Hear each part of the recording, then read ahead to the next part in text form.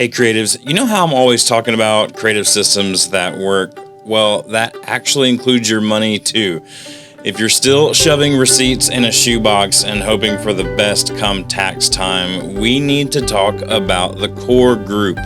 They're a profit-first certified accountants who actually understand the creative hustle. No judgment, just clarity. They help you build financial systems that create margin in your business instead of stress. And this is coming from me. I'm a loyal core group subscriber. So check them out at coregroup.us.com. That's coregroup.us.com. Check out the core group today.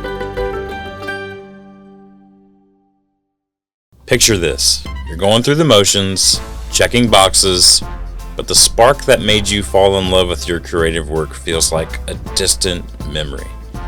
What if I told you there's a systematic way to get that fire back and prevent burnout before it happens? Let's get into it. Taking creatives from chaos to clarity.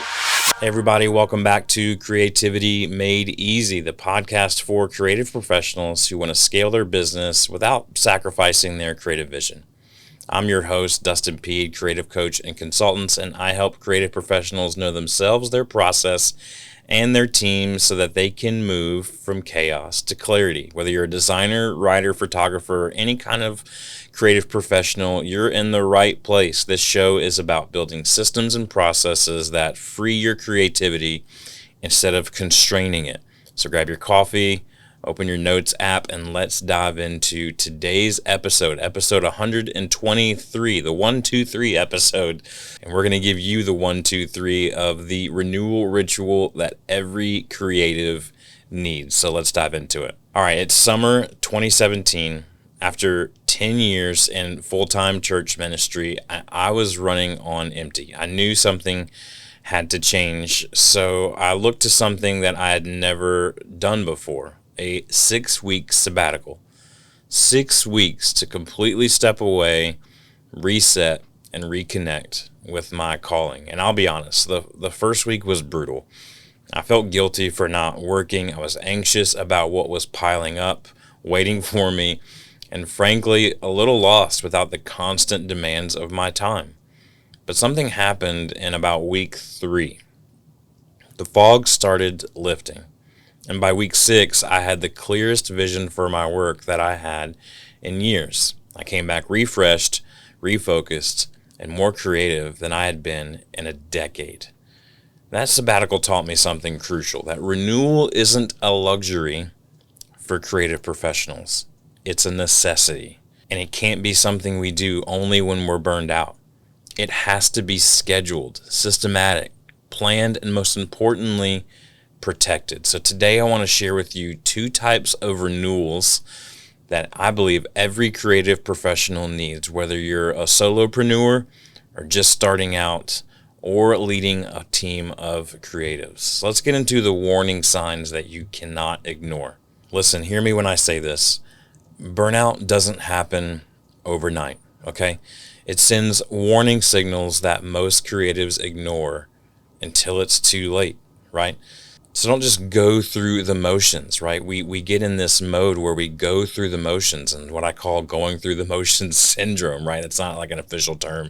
It's just kind of like where you add syndrome to the end of something because it's what you feel like you're doing, right? So you may feel like you're just going through the motions when you're more concerned about getting tasks done than bringing in your creative perspective to projects, right? It's productive work versus meaningful creative contribution. And listen, we talk about getting things done on this podcast all the time. But if it's at the cost of your health, of your mental capacity, of your creative energy, then we need to fix that. And the way we do it is with these 2 types of renewals that we're going to talk about today.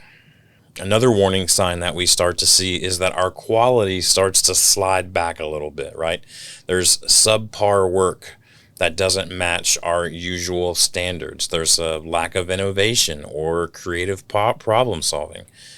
And then our clients or our fellow teammates, they start noticing the difference.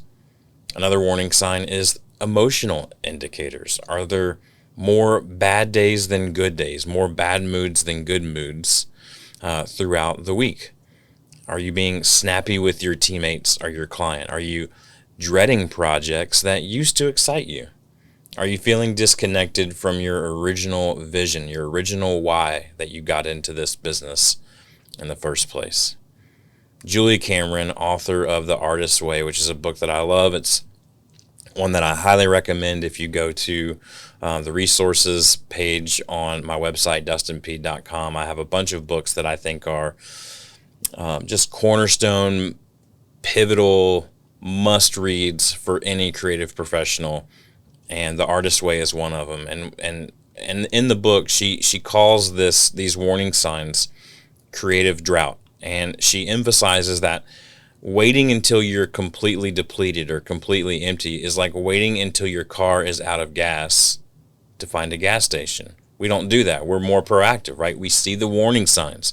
We see the needle fading down. If you're like some people, I can't resonate with this, but you wait until the gas light comes on. That drives me crazy, but whatever. At least it's one last final warning sign that you need to get gas before you run out. And we can't ignore these warning signs. So let's talk about the first type of renewal, and it is the renewal day. All right, renewal days are all about stepping back to remember why you do what you do and getting clarity on creative direction. So what makes a true renewal day? Activities that give you renewed vision for your creative profession. Things like journaling, right, to process and clarify your thoughts. Reading books that inspire your creative vision. I like to go on like nature hikes or any kind of physical activity on my renewal days. They can create space for that reflection. It can remove you from the screen or from the sketch pad enough to know that enough to allow your brain space to think about what it needs to think about. And you'll start to see some breakthrough come through that, right? And so through prayer, meditation, other practices that can center you, these things make up a really great renewal day. And I like to plan these quarterly at minimum.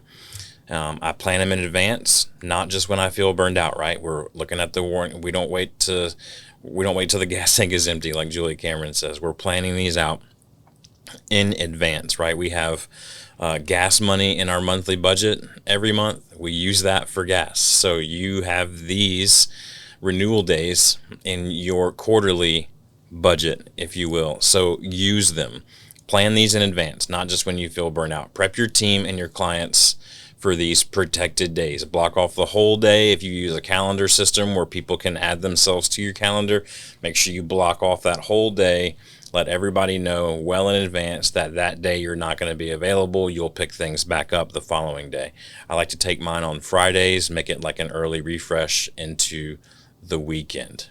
Recently, I had a client take one of these renewal days, and they came back with some clear directives on what to stop, what to start, and what to continue. And I love that because that clarity refreshed their entire team, and the ripple effect of their renewal made a big impact on their team culture. So renewal days are away from the work. They're away from your typical grind. I will typically, in fact, as of this recording, later this week, I'm taking my quarterly renewal day. I'm going to go to a creative gathering here in Atlanta called Creative Mornings that morning. Then I'm going to have lunch with a friend, and then I'm going to go that afternoon to the local spa and get a massage and just try to detox my body and my brain as much as possible before enjoying pizza night with my family, where we watch a movie and eat pizza every Friday night together. That's one type of renewal day. The other type of renewal day that I need you to take is called the creative fuel day, right? And this is where we're doing things that specifically fill our creative tank. We talk all the time about we can't give out what we aren't filled up with. And so creative fuel days are about consuming creativity I recommend doing it in a different medium than your own to inspire fresh perspectives of your own work. So writers, maybe go visit art galleries, not read more books. Designers, right, should maybe attend some concerts, not browse Dribble or Pinterest or any other design inspiration sites, things like that. Photographers, maybe go to the theater. Don't study other photography. Staying in your medium creates tunnel vision. And in order to be more creative, you need to widen that vision out. And so there's reasons why we get inspired in the least likely places. It's because it triggers something in our brain to go, that gives me an idea for back over here to center of what I was working on, of how I could be more creative for this project. On these days, it's super important. Be an observer, if at all possible, not a participant. There's a difference between consuming creativity and creating, right? You can have days where you're just creating for creating's sake. Those are great things to do. I highly recommend doing that. Most weekends, I would recommend you do that. But these days are about these creative fuel days is meant for you to consume, right? It's you're fueling yourself up, right? So you need to practice the observation, right? Without the pressure to produce, because ultimately that makes for pure inspiration later. I'm going to say that again. Observation without the pressure to produce allows for pure inspiration. Process what you observe through your creative lens. So in preparation for these days, you plan them just like you plan the renewal day, your creative fuel day, you plan them as well. You research and you select experiences intentionally. You can go alone or you can go with others. Both have benefits, and maybe I might suggest that you alternate between those. So if you're doing 4 of these a year, if you're doing them quarterly, then maybe on the first and third instance, you're going to go do them alone. But on the second and fourth instance, you're going to bring some other friends or some other creatives along with you. These new perspectives will start to show up in projects week later, and immediately you can come back from these days and you can start to share inspiration with your team, with your clients, with whoever's around you in your corner, because it's going to begin to build a culture of creative curiosity within your business. And that is the win of these creative fuel days. We talk about the observation thing all the time, but we want to build a culture of creative curiosity within your business. That will make you more creative, and that will give you the fuel that you need to play the long game without burning out. All right, so the application of these renewal practices looks different depending on your role, but the principles remain the same, right? So for solopreneurs, they're different, and for team leaders, they're different. So for solopreneurs, build the habit early. Don't wait until you have a team. Start with half days. If a full day feels impossible, start with a half day. Hey, I'm going to work in the morning, and then I'm going to take the afternoon off for my renewal day or my creative fuel day, right? Or opposite, I'm going to do it in the morning, then I'm going to come back refreshed and face the work, right? So start with half days if you need to. Set boundaries with your clients around that renewal time and be clear with them about that this is time that you're not available, but you're doing it to protect yourself from burnout and to make yourself more creative in the long run. That will help serve them better, right? For team leaders, this is about modeling, right? This is about modeling. So lead by example. Your team watches how you handle renewal. So create team policies that protect renewal time, not just for you, but for your team as well, and make it safe for people to actually disconnect. Don't tell them you should disconnect, but when they come back, you go, man, thank God you're back because all of this stuff happened. No, you need to be proactive about that so that when they come back, they're excited to be back into the fold, just like you would be after one of these renewal days. Listen, renewal days and creative fuel days, they fail if they're reactive. I'll say it again. Renewal days and creative fuel days, they fail when they're reactive, not proactive. So clear your schedule way before you go, not after, right? Set up systems and gain margin so work doesn't pile up. That's what we talk about here all the time on this podcast. That's what my business, Chief Creative Consultants, is all about, is setting up systems so that you can gain margin so that work doesn't pile up. So think through communication strategies for clients and stakeholders. What do you need to communicate before and after so that you can set yourself up for success? Be proactive about this. So what now? What can we do?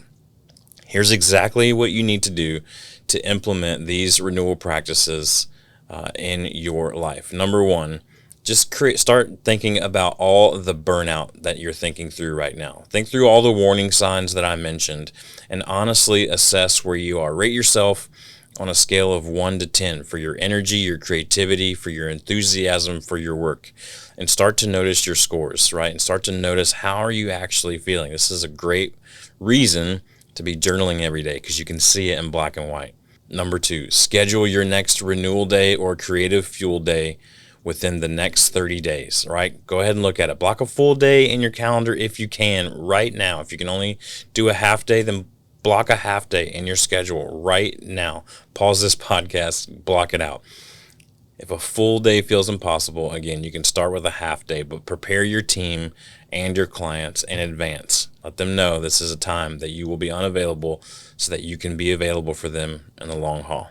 I would say another thing you need to do immediately is to start keeping a note of renewal activities or fuel activities, right? So I keep a note on my phone that anytime I hear something like, man, that would make for a really good activity on my renewal day, or that would make a really good thing to go consume on a creative fuel day. I will jot that down on my phone so that when those next ones come up, I'm not sitting there going like, well, I don't know what to do. I know I planned this thing. Dustin said I needed to put it on my schedule, so I did, and I let all my clients know, but I don't really know what I'm supposed to do.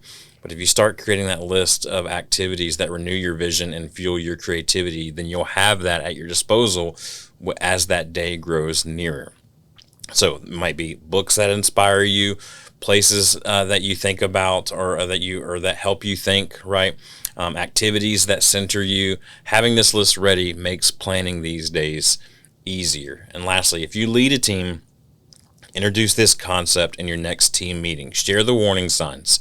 Explain the 2 types of renewal and start the conversation about how to support each other in this practice. Again, for setting yourself up for creative longevity, I cannot recommend enough The Artist's Way by Julia Cameron. It is essential reading on creative renewal and how to avoid artistic drought. I also have a guide on my website.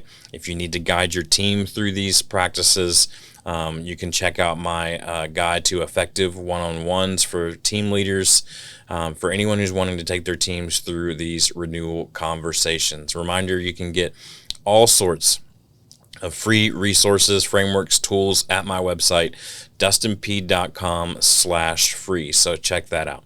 Listen, I know what you're thinking. I don't have time for renewal days. I'm too busy. But here's the truth. You don't have time not to do this.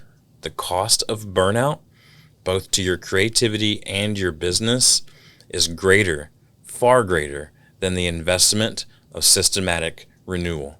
Your creativity is your most valuable asset as a creative professional. So protect it, nurture it, and watch how it transforms not just your work, but your entire approach to your creative business. Next week, we're back with a very special episode. I have a guest that's going to join us to talk about how to go from bottleneck to business leader within your creative business. It's going to be an amazing episode. Don't miss it next week on the Creativity Made Easy podcast. Have an amazing week.